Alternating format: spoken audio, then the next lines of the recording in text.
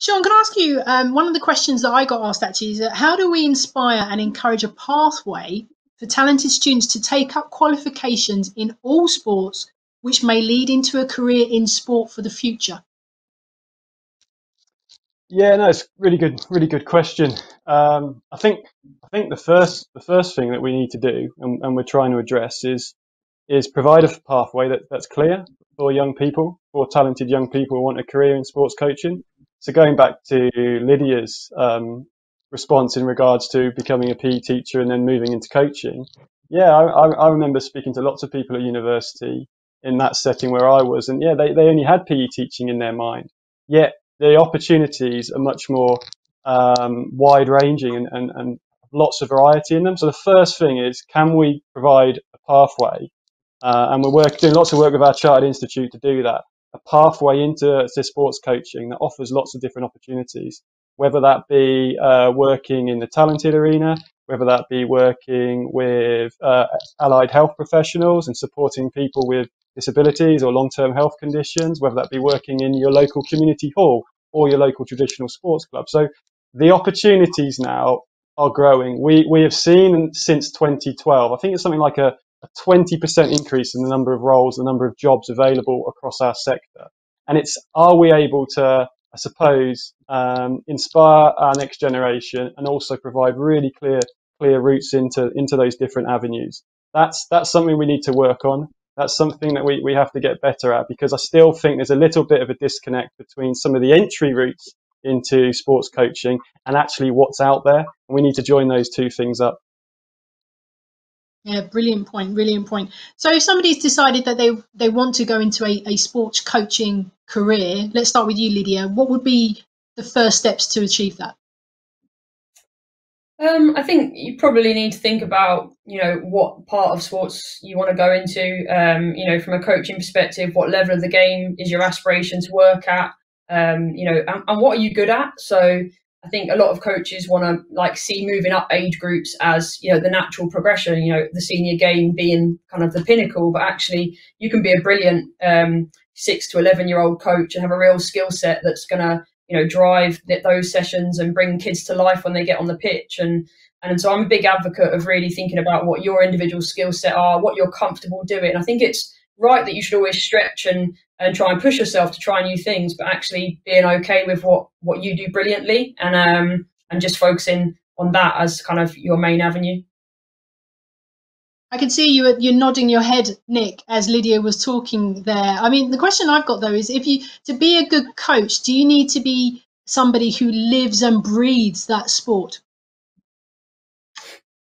Yeah, I was nodding with Lydia because I was probably a good example of what she was talking about there. I worked at a Premier League academy for 6-7 years, and I just worked with 9 and 10-year-old kids because that's what I loved doing. I had no desire to go up to be 14, 16s, 18s coach like some coaches might have seen that as the route through. And I think she's spot on with what she was saying there. Do you have to? I think you have to be passionate, because it then means it's less work, if you like. Like, I've not done a day's work in my life, really. It's fortunate that I just love what I do. And I think if you have the passion for the sport, that helps. But if you're going to be making that kind of move from good to great in terms of being a coach, I think you have to be passionate about the process of coaching and the love of coaching. That means I want to get really, really good at the process of coaching. And also you have to be passionate about helping athletes, players, young people, adults, whoever you're working with. You have to be passionate about helping them get better, because one of the key things is for coaches to realize that it's not about themselves. It's about giving to others to help them improve. And that's a crucial part of what we see makes the distinction between good to great coaches. Sean, does somebody have to have a degree to become a good coach? In the short answer would be no, not necessarily. No, there's loads of different routes into coaching. I think it goes back to my previous comment that it's perhaps not as well understood perhaps 10 years ago in the ways in which you could enter into coaching. So I think there's all sorts of different pathways. The simplest way might be starting off as a volunteer gaining that practical experience in your local community, working with different audiences, and going back to Nick's point, starting to figure yourself out, what's important to me around why I coach, where I coach, who I coach. I think there's opportunities in terms of getting yourself on the coaching ladder in terms of qualifications. There's lots of different routes, lots of different opportunities there. Apprenticeships really interests me. Apprenticeships really interest me because of the current situation that we find ourselves in. I think there could be lots of opportunities to grow and increase the number of young people, talented young people who learn on the job and access practical skills on the job. Some of the experiences that we as individuals may have taken X amount of years to, I suppose, obtain. Can we do something a little bit more modern in terms of our learning experiences for our young people? So higher education, further education, they are options, they are routes. But I think there's probably something about the passion, the desire, understanding yourself that probably trumps all of those different things. And of course, just sticking with that point, actually, Sean, that you mentioned about all the different pathways, can it be, though, a little bit overwhelming for somebody who wants a career in sport but doesn't know what first step they should take? Absolutely. So one of the big things, and I'm sure Nick will touch on this as well. One of my top tips, I suppose, I know we're not coming on that till later, would be to get good people around you, whether that's a mentor, whether that's a coach developer, whether it's just a significant other. I think helping young people to make sense of who they are and what they want to go and achieve, not direct them, not lead them, but simply be someone who can ask a question, who can help somebody out when they're not sure where to go. Where do I go and access this training? What are the opportunities available in my local area? A great example is Street Games, who are one of our national partners who work with young people, particularly from lower socioeconomic groups. Now, they have a Coach Mates program, and they are taking these young people, and for me, the most significant element of that program is the fact that they have a mentor or a coach developer supporting them all the way, helping them to guide through what can be, quite I suppose, complex route, if you like, or a complex pathway. So I think, yes, it can be. We're working hard to try and remove some of those barriers in terms of that confusion or that frustration. I'm not sure the obvious route for me. And I think having that significant person to support you would be one of my top tips anyway. Nick, is there anything you want to add to that? No, I would echo exactly the point that Sean said, and I think it'd be an interesting question for Lydia about who was the key kind of person in your life, because one of the challenges we still have in the system is how do we make sure that we are representative of the people that play the sport throughout the pathway. So, Lydia would have had different challenges to I might have done or Sean might have done. So it'd be really interesting to know from Lydia, who were the key people in her life that have helped her get through that pathway, and what did she take from them that's made a big difference? Yeah, I was listening to it. I was just, the people pop into your mind straight away, if I'm honest. For me, there's been key pivotal people, probably, 3 really key ones. And for me, the first one was my university football coach, because without him identifying that coaching might be something I could do and offering me a course at the Christmas of my first year that had a 50% bursary and encouraging me to go on it, I probably wouldn't have, followed the formal qualifications in football as quickly as I did. And from the moment I got that qualification, he ran a grassroots program in Watford, and he offered me the ability to go and coach young girls every Saturday, which, if I'm honest, initially was, it's an opportunity to earn a bit of cash while I was at uni. But it's spiraled into, me sitting here now with the job I've got. So I'm very grateful to him for his guidance and the opportunities he gave me. And that included actually recognising when it was the right time to help me move on. And once I'd got my level 2 and I was still working with him in Watford, the opportunity came up for me to be able to move into the Girls Centre of Excellence pathway in Watford. And that was a bit of a heart pull for me to leave his company and all the work I'd done with him to go into that environment. But actually, that environment led to me moving a year later into Middlesex Centre of Excellence, where I'd probably say the next really key individual in my career progression was, and that was the technical director of that Centre of Excellence. Her name was Tracy Kevins, and for me, she offered basically an opportunity to have an attainable role model. She was the head coach at Barnet Ladies. She was the technical director of the Centre of Excellence. she kind of took me under her wing, and she also assisted Mo Marley with the under-19s at England. So immediately I had a touchable role model who was living and breathing exactly, you know, what I thought I might want to do in the future. And that makes a big difference, I think, because the relationship you build with those people, the support they can give you, the networks they can help you create are really key. And she was, again, a pivotal person in me moving on to my A license a couple of years after I'd graduated university, and key in kind of telling me that it was the right moment to do that. And I probably wouldn't have had the confidence without her to take that step. And that probably brings me to my third one, which is Brent Hills, who used to run a female mentoring program for female coaches that were coming into the game across England. And he was also the assistant coach to Hope Powell with the women's seniors. So again, great connections who really, you know, encouraged and developed me as an individual and helped to give me a path into the place I am now.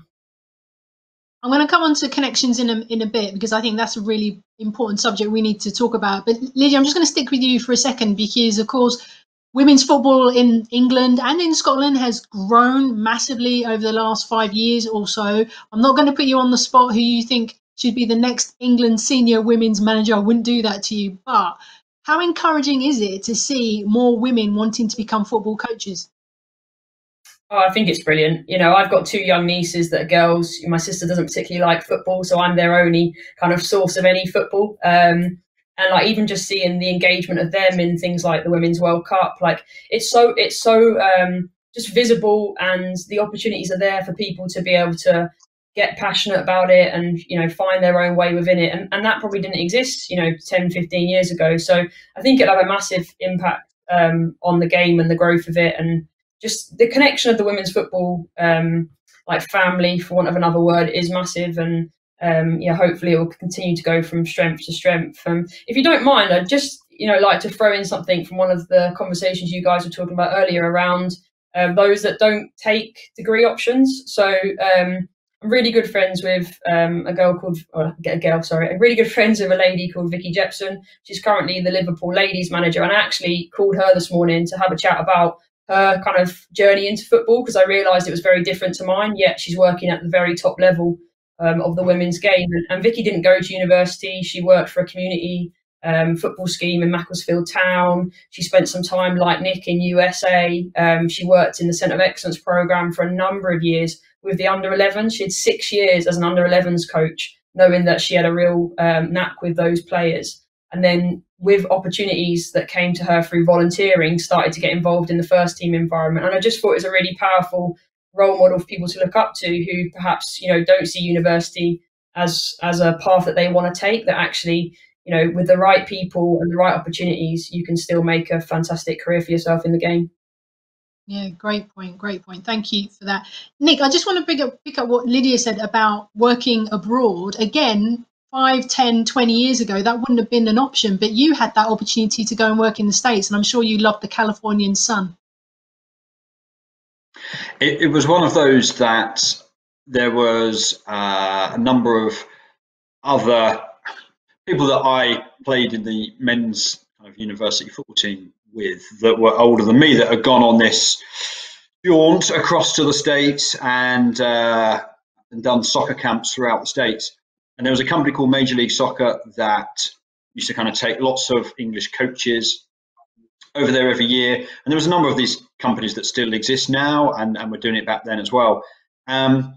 It's one of those things, I think, that just gave me a different experience.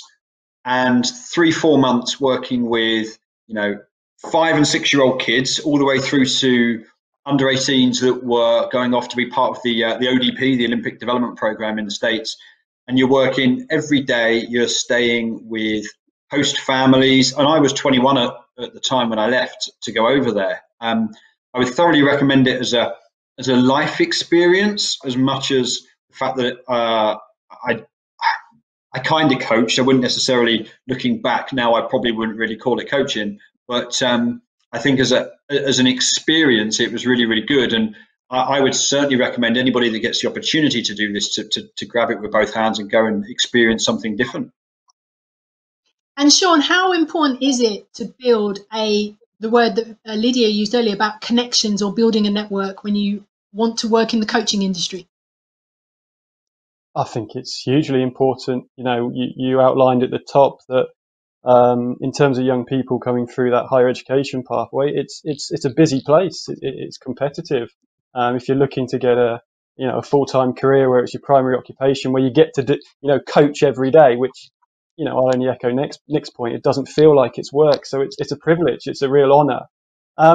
So yeah, you need to stand out in different ways. You need to be remembered. I've got some great examples of I just go and make the effort to say hello, go and connect with people, go and network with people.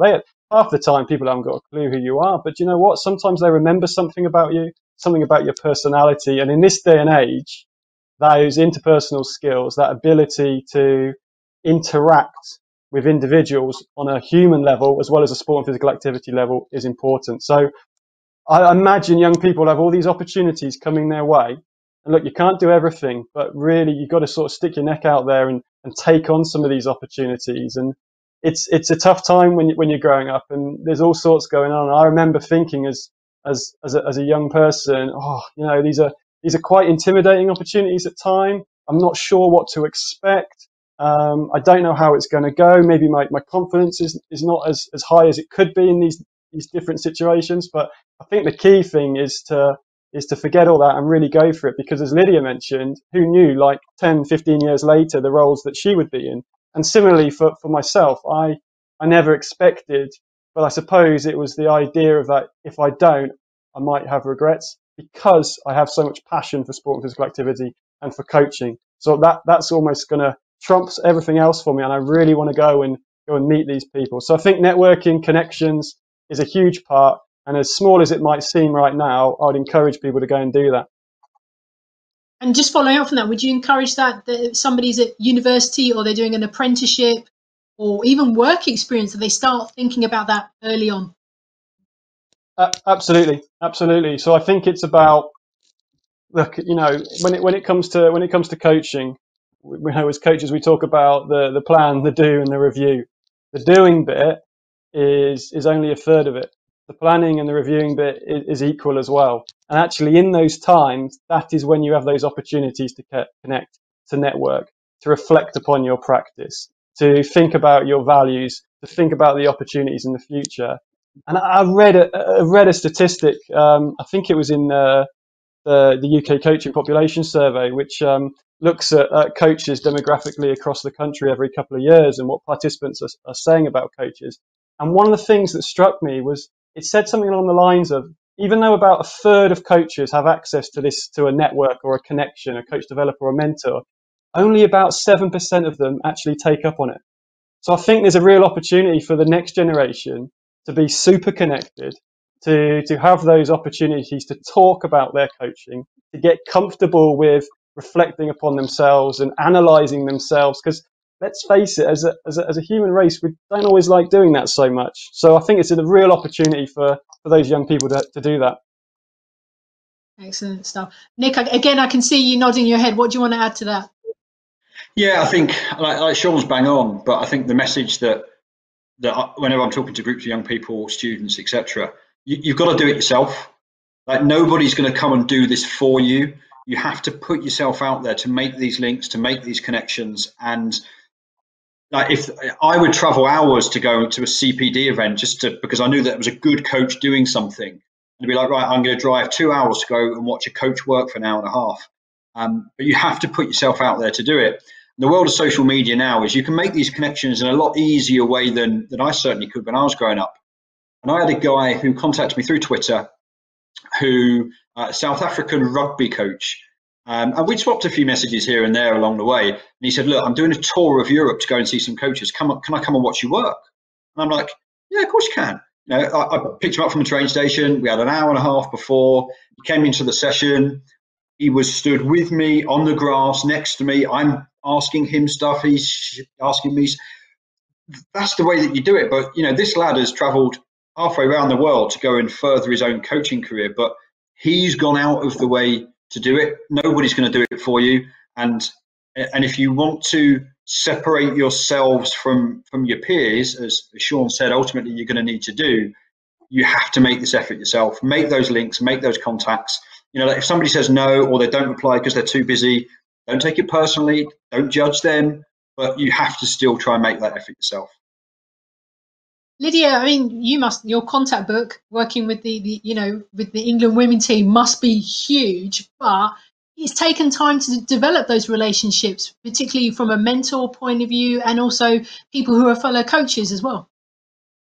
Yeah, definitely. I mean, they don't happen overnight. I'm lucky that some of those people that started out as kind of like mentors have become great friends, people that I can pick the phone up to. Brent Hills at the FA no longer works for the FA, but I know I have an issue on camp or I'm unsure about a decision. He's the first person I pick that phone up to, and I'm guaranteed an honest bit of feedback. One of his best bits of advice to me was eat the frog for breakfast, because as a young coach I used to really struggle with confrontation. So he's given me some amazing quotes over time that have given me the confidence in different situations, just to have that person to be able to speak to along the way. But yeah, I think, like, echoing what everyone else says, it's about putting yourself out there. I was actually smiling as Nick and Sean were talking, because I was thinking back to an opportunity when I was teaching. It was during a half term, I think, and there was an England under-15s camp in Warwick, and it was open for people to go and watch. And I thought, this is something I want to get involved in and have a little look. So I paid for a B&B and went up there for like the weekend.